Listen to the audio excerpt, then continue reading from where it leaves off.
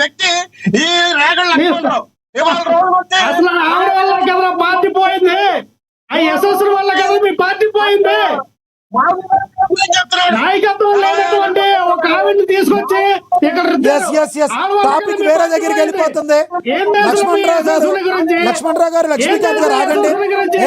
లక్ష్మణరావు గారు లక్ష్మీకాంత్ గారు ఆగండి. వెంకటేష్ గారు చివరిగా చెప్పండి సార్, ఒకసారి ఇద్దరు ఆపండి.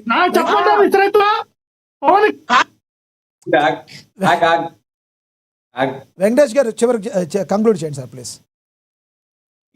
సార్ వీళ్ళు కడుపు చించుకుంటే కాలమే పడుతుందని ఫోటోలకి ఎంత వీడియోలకి ఎంత అని చెప్పేసి మాట్లాడకుండా ఉండటం మంచిది సార్. ఆర్గనైజేషన్ చేసేటప్పుడు కొన్ని చోట్ల కొన్ని చెడ పురుగులు తేరుతూ ఉంటాయి. ఏ పార్టీలో అయినా, తెలుగుదేశం అయినా, వైసీపీ అయినా, లేకపోతే జనసేన పార్టీ అయినా, లేదా కొత్తగా వచ్చే పార్టీ అయినా. కాబట్టి కొన్ని సీక్రెట్స్ ఉంచాలి. ఇందాక మీరు మాట్లాడుతూ ఒక మాట అన్నారు, ఏదైతే జనసేన పార్టీకి ఒక మతాన్ని ఆపాదించే ప్రయత్నం చేయొద్దని చెప్పారు, దాని మీద స్టిక్ అయి ఉన్నారా మీరు?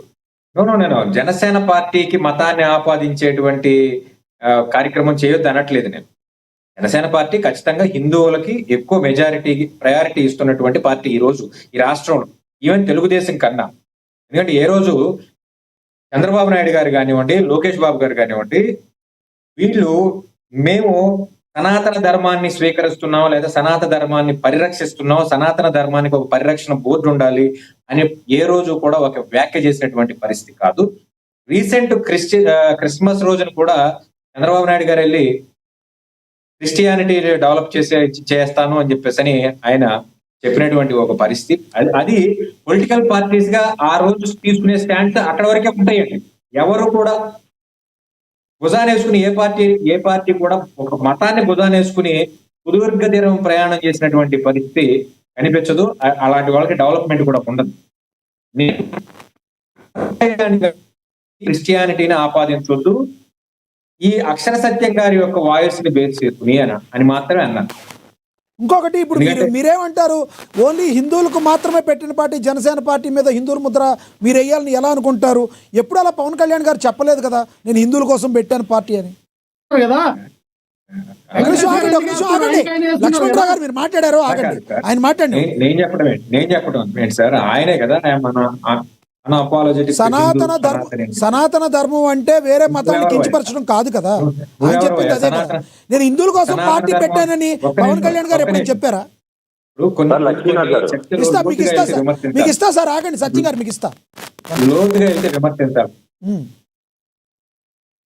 సనాతన ధర్మంలో విడాకులు లేవు, సనాతన ధర్మంలో విడాకులు లేవు నేను అనలేదు సార్. చంద్రబాబు నాయుడు గారు పవన్ కళ్యాణ్ పెట్టుకున్నాను. సనాతన ధర్మంలో మత మార్పిడి లేదు.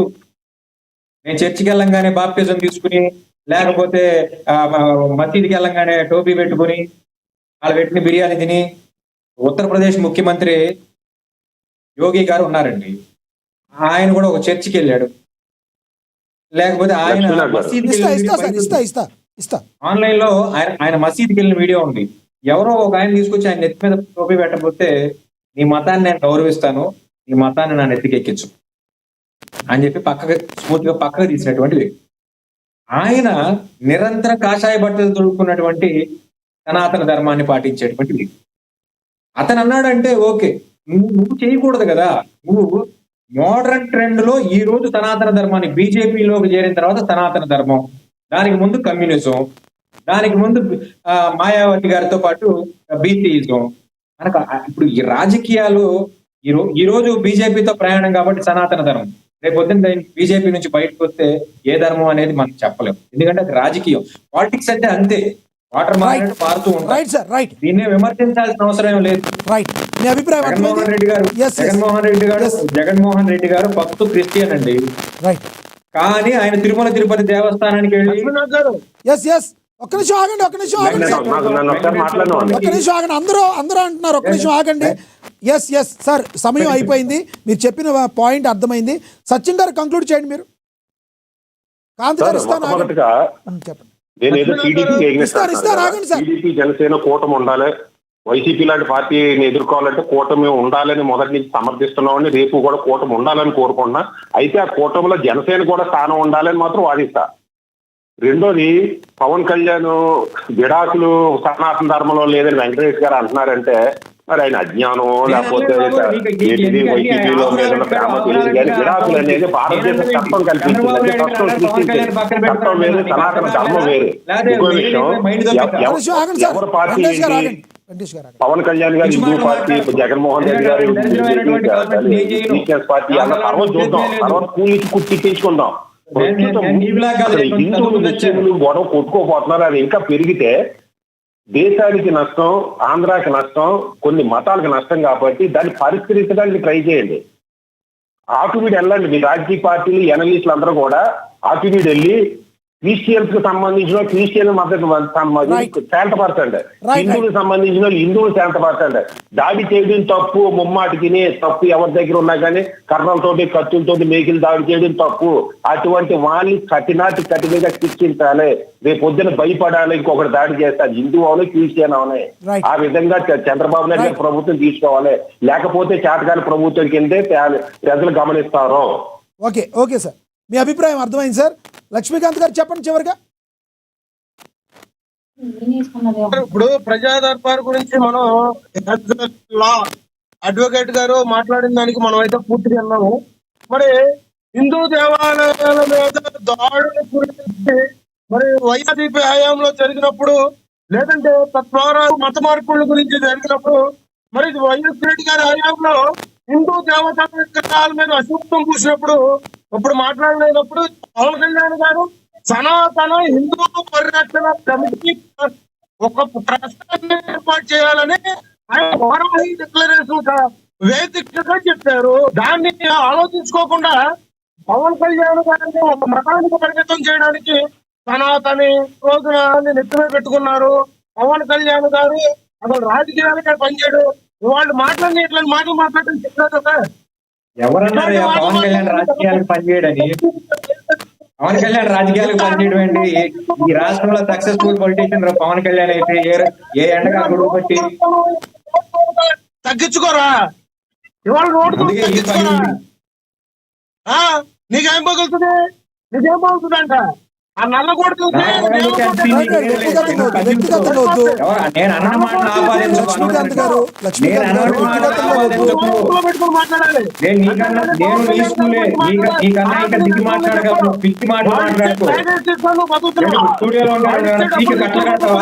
స్టూడియోలో ఉంటే ఇంకో రకం ఉండేదన్న సార్. ఆయన వేరు, మీరు అనేది వేరు. స్టూడియోలో ఉన్నది వాయిస్ వినపడతాను, స్టూడియోలో అంటే వాయిస్ వినపడతానండి. ఆయన మీరు వేరే రకంగా మళ్ళీ మీరు మాట్లాడుతున్నారు. వెంకటేష్ గారు ఆయన అన్నది వేరు. స్టూడియోలో ఉంటే నా వాయిస్ వేరుగా దానికి ఏం అనలేదు. ఆయన మీరు వేరే రకంగా మాట్లాడుతున్నారు. రైట్ కట్టపోయేవారు నువ్వు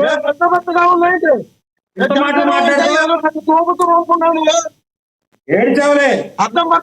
ముందు కొట్టిన వాళ్ళ సంగతి ముందు హాస్పిటల్ బిల్లు కట్టి జాగ్రత్త ఇంటికి పట్టుకురా. వివేక్ బాబు విషయానికి వచ్చే మాటలు దాడేస్తున్నాం. వివేక్ బాబు విషయానికి వచ్చేవాడి మాటలు దాడేస్తున్నాం. 7 నెలల శాలరీ ఎగ్గొట్టి ఎదవలరా మీరు మాట్లాడతారు. మళ్ళీ వ్యక్తిగతంగా మాట్లాడద్దు. మీరు ఎవరు కూడా వ్యక్తిగతంగా లక్ష్మీకాంత్ గారు అంటే వెంకటేష్ గారు, మీరు మీ పరిధిలో మాట్లాడండి, మీ గౌరవాన్ని నిలుపుకోండి. వ్యక్తిగతంగా మాట్లాడు. ఎందుకంటే ఇలా మీరు మీ స్థాయిని మీరు దిగజార్చుకోవద్దు. ఒక రాజకీయ విశ్లేషకులుగా ఉండి ఎదవల్లా మీరు అని మాట్లాడే స్థాయిలో మీరు దిగజారిపోవద్దు. వెంకటేష్ గారు, లక్ష్మీకాంత్ గారు దిగజారిపోవద్దు. వ్యక్తిగతంగా మాట్లాడుకోవద్దు. ఇద్దరిని మ్యూట్ చేయండి. ఇద్దరిని మ్యూట్ చేయండి. ధన్యవాదాలండి వెంకటేష్ గారు, మీ అభిప్రాయం తెలియజేసినందుకు. లక్ష్మీకాంత్ గారు ధన్యవాదాలు.